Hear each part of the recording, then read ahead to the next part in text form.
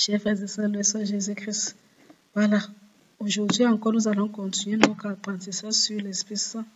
L'Esprit Saint qui est la troisième personne de la Sainte Trinité.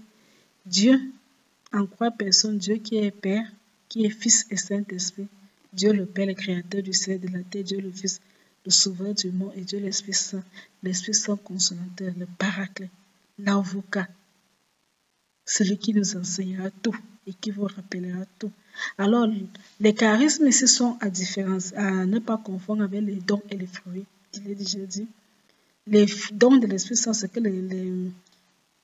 le Seigneur nous donne pour nos biens personnels.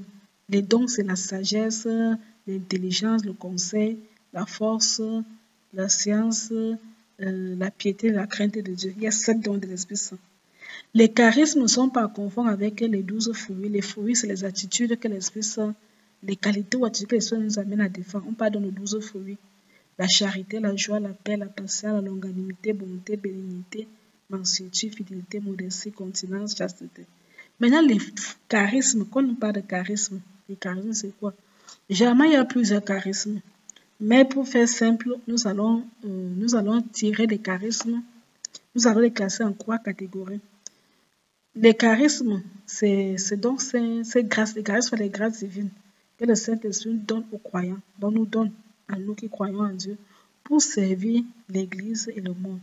Les dons nous sont donnés pour nos biens personnels. Quand Dieu me donne l'intelligence, ou bien c'est pour mon bien personnel. Mais quand Dieu me donne le charisme, ce n'est pas pour mon bien, c'est pour le bien de l'Église ou bien pour le bien des autres. Donc c'est pour servir les autres, servir l'Église ou bien servir les autres. C'est pour les autres que Dieu me donne ça, c'est pas pour moi-même. Nous lisons donc, les dons nous sont fournis par la lettre de Saint Paul aux Corinthiens. La première lettre de Saint Paul dans 1 Corinthiens, chapitre 12, versets 7 à 11. 1 Corinthiens, chapitre 12, versets 7 à 11. On peut également lire Romains, la lettre de Saint Paul aux Romains, chapitre 12, versets 6 à 8. Alors, nous allons beaucoup plus appuyer sur 1 Corinthiens 12, 7 à 11. Nous pouvons diviser les charismes en 3 catégories. Il y a ce qu'on appelle les charismes de révélation.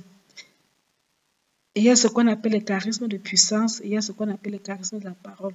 Les charismes de révélation, c'est les charismes qui nous permettent de connaître Dieu dans ses desseins. Donc, nous permettent à nous et de permettre aussi aux autres, ceux qui nous entourent, de connaître Dieu. Parmi les charismes de révélation, il y a ce qu'on appelle la parole de sagesse. Il y a des gens qui ont ce don. Ceux qui sont dans les mouvements charismatiques, peut-être renouveau charismatique, Ephata, je ne sais pas, disciples de Marius, disciples de Saint-Esprit, bien d'autres. Ou qui sont dans il y a aussi les prêtres exaucés. Enfin, ceux qui font le ministère de guérison connaissent beaucoup plus ça. Les paroles de sagesse.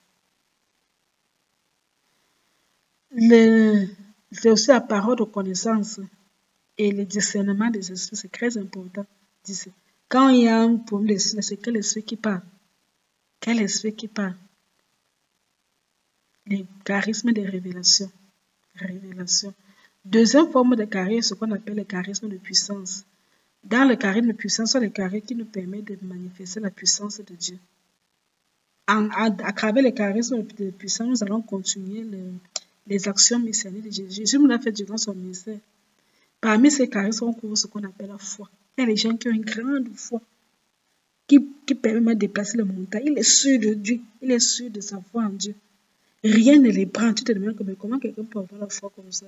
Dieu est rentré les gens comme ça. Il dit que yes. J'ai été étonné, admiration. La foi. Le deuxième, c'est le don de guérison. Il y a des gens qui ont le don naturel. C'est comme les prêtres exaucés, ils ont le don de guérison. La guérison existe pas que la guérison physique. La guérison existe pas que la guérison intérieure. Les gens qui ont les problèmes de cœur, non. Quand on parle de guérison, on voit pour le cœur, pour le pardon. Peut-être quelqu'un a été blessé dans son enfant. Et les gens que vous voyez, ils sont bien. Hein. Quand vous le voyez sur la voiture, mais un jour tu le cours dans sa voiture en train de pleurer, les larmes coulent. C'est quoi, tu as mal quelque part? Non. Qui est mort? Personne. Tu pleures alors quoi? Ouais, c'est que tu ne peux pas comprendre. C'est les problèmes de cœur.